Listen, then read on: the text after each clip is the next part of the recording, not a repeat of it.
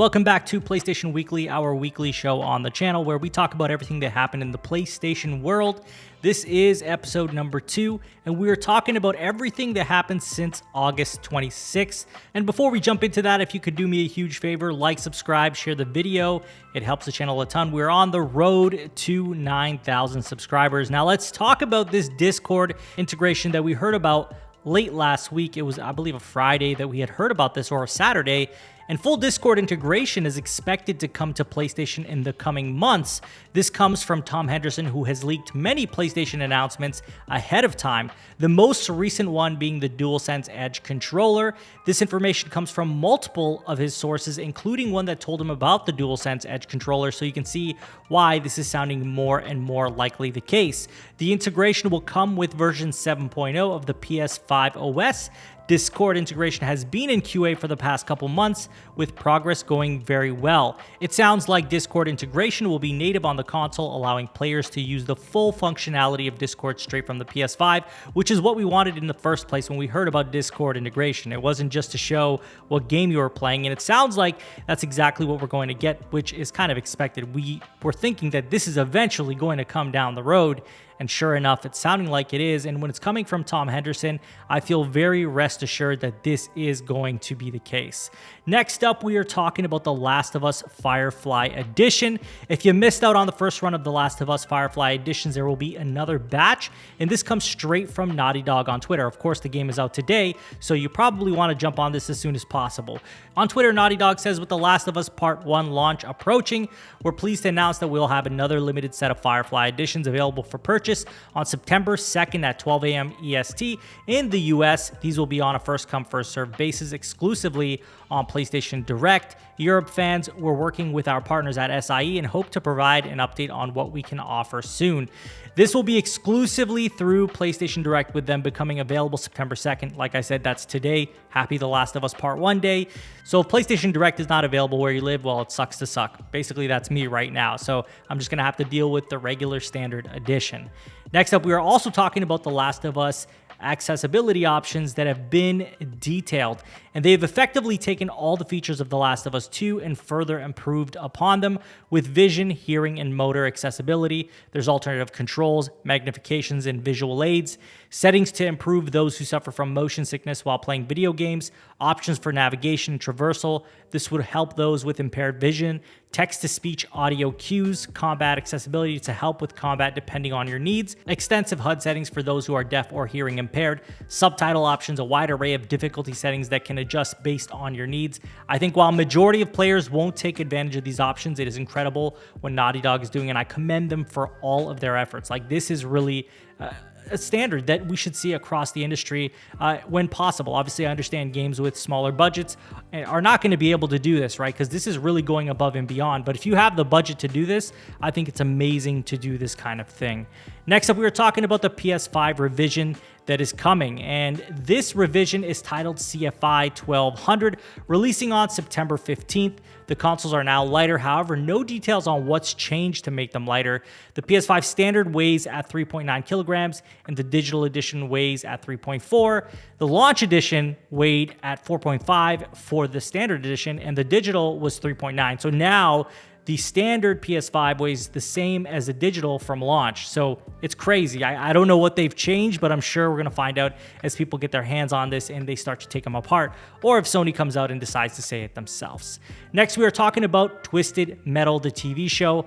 Michael Jonathan, the writer/producer, tweeted out on August 27th that season 1 of Twisted Metal has been wrapped up. Shooting has all been done. I expect us to see the show hopefully sometime in 2023. I don't think there's any official date on it yet, but it kind of makes sense for them to finish shooting now, editing and all that kind of stuff. Whatever it takes to put together something like this could likely be available in 2023 sometime. That's kind of what I take away from it. If they have talked about a release date, please let me know in the comments, but I don't think that they have. Next up, let's talk about acquisitions. Sony acquired a mobile studio, Savage Game Studios. Savage, established in 2020, will be the first dedicated mobile game studio under the PlayStation brand. Herman Hull says, in quotes, "Our mobile gaming efforts will be similarly additive, providing more ways for more people to engage with our content and striving to reach new audiences unfamiliar with PlayStation and our games. It is also reiterated that their focus on great exclusives and single-player driven experiences are here to stay, and this is in no way going to impact that focus, as I did see a lot of people concerned about that. Savage is working on an unannounced AAA mobile live service action game. No announcement today, as it is too early. Not sure if this is a new IP or if it's just going to be a previously existing IP. I think it would make more sense for them to use previously existing IP to bring people over, as they kind of like say that's their goal here. So we'll see what happens. I mean, I'm not a big mobile gamer, but I'll definitely take a look whenever it does release. Next up, this one is a big one, and we talked about this in a dedicated video, so we're not going to go too deep into this, and it's that Sony and Tencent buy 30% of FromSoftware. So Sony has officially bought 14.09% of FromSoft. Tencent has purchased 16.25%, and this is obviously big for Sony. Creates a deeper connection to FromSoft, ensures that future games will be on their platform, and creates opportunities for more exclusives. This, however, does not guarantee exclusives in the future, as the final decision still remains under Kadokawa and FromSoft's discretion. A lot of people have talked about how this must mean that, there's going to be PlayStation exclusives guaranteed going forward with FromSoft, and that's just not the case. That's just not. It's a fact that is not what this deal is. However, of course, it does open doors, and it allows Sony to come to the table and get first dibs on any type of exclusivity deals. Naturally, this means that, Xbox can't come and make a platform exclusive for them, especially when Sony has a say in this, and they're going to want their games on their platform as well. So being part owner, that does help them keep PlayStation as a big platform for FromSoft games. And so in any way you look at this, it's a win for Sony and a win for PlayStation gamers.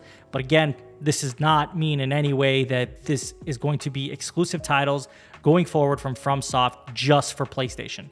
They will have exclusives, I'm sure, but I wouldn't say that this guarantees that going forward that we're only going to see exclusive titles for PlayStation. Like, it's the way it is. Next, we are talking about Konami, and we have some Konami games coming, and not pachinko machines apparently. So it's going to be something hopefully exciting. We could possibly see a Silent Hill game reveal this month, according to Andy Robinson from BGC.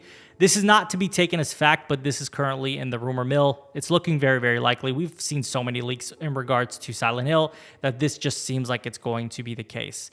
We also have Dust Golem, who has said that he 100% confirms that Metal Gear Solid 1, 2, 3 will have all new remasters, and this looks like it's going to be available everywhere from PC to consoles, according to the rumor that is currently running around the internet. So it's one of those things where Konami is finally going to start showing us some games.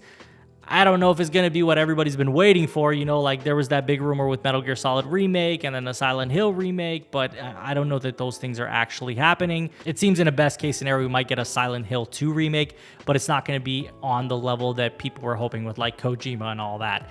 And as for Blue Box Studios, I don't think they've got anything to do with anything at this point. Next up, we're talking about the PlayStation Plus monthly games. The new monthly games have been confirmed. Need for Speed Heat, Grand Blue Fantasy Versus, and Toema Photo Adventure are going to be the free games for September. We also got some new PS Plus Extra and Premium games as well. For PS Plus Extra, we have Deathloop, AC Origins, Watch Dogs 2, Dragon Ball Xenoverse 2, Spiritfarer, Chicory, A Colorful Tale, Monster Energy, Supercross, Alex Kidd in Miracle World, Rabbids Invasion, Rayman Legends, Scott Pilgrim vs. the World. For classics, Siphon Filter 2, The Sly Collection, Sly Cooper Thieves in Time, Bentley's Hack Pack, Toy Story 3 for PSP, and Kingdom of Paradise for PSP. And it looks like they're going to keep adding games steadily to the service. I'm hoping to see more classic games come to the service. It's very, very lacking at the moment, so I'm hoping that really starts to fill out. Next, we are talking about God of War Ragnarok. We got a ton of updates for this one. It all came from Game Informer and their cover piece. We also have 4 minutes of all new footage coming today from Game Informer, so look out for that. That's going to be the biggest piece that they reveal.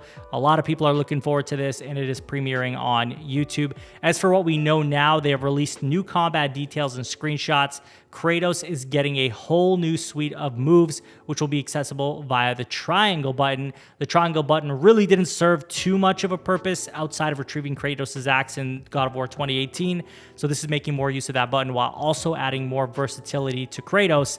The new attacks are called Weapon Signature Moves. Kratos can now infuse weapons with ice or fire to deal elemental attacks called Frost Awaken and Whiplash, which can freeze or incinerate enemies. Kratos can now also use multiple new shields. Dauntless and Stonewall are two of them. After a parry, Kratos can also use smash attacks to stun enemies. This game looks amazing. I mean, it's coming out in November. I can't wait to play this, and I'm already convinced. I've got the Jotnar edition pre-ordered. I'm ready to go. And yeah, so they don't need to show me anything else, but I'm excited to look at any new footage that comes out anyway. Now, lastly, we are going to be talking about PSVR 2 support, and a new talk about the PSVR 2. Sony has revealed that the product was designed to make it easier to port non-VR games and VR games from other platforms. The reason for this is because PSVR 2 uses the same SDK to develop PS5 games. So this is amazing news for people like myself who want to buy PSVR 2 and can rest assured that there will be support for this product. Obviously, when you have something as big as PSVR 2 dropping, that takes a lot of research and development, and you know it's going to be that niche thing that not every single PS5 owner is going to go out and buy. I mean, you're not even going to see half of the PS5 owners go out and buy. This is something that a very small percentage of people are buying. They want to make sure that they give as much support as possible so they can sell more software for it. And ultimately, so hopefully they can also get more people on board when they see all this great software that is supported by the PSVR 2. So that pretty much covers it for PlayStation Weekly. And I think we got a lot of great news, you know, between Discord integration, which is coming, and a lot of people are excited for that. We got some God of War stuff, The Last of Us, the Twisted Metal TV show, if anyone's interested in that. We've got the biggest thing, which is the Sony buying a portion of FromSoft. And then naturally, if you are excited for Metal Gear and Silent Hill, we have those Konami games coming as well. Please leave your thoughts in the comments. Let me know what was your favorite and most exciting piece of news from this week's PlayStation Weekly. I will talk to you guys all on the next week's episode, which will be episode number 3, and hoping to have this keep going because I saw so much good reception from you guys just loving this wrap-up that we're going to continue doing, and it made me feel really good about it, and it made me want to continue doing this. So thank you guys all for the support on that. Please don't forget to like, subscribe, share the video, hit that notification bell to get notified about all my upcoming videos. You can follow me on Twitter and Twitch. Links will be in the description. And I will talk to you guys all on the next one. Take care.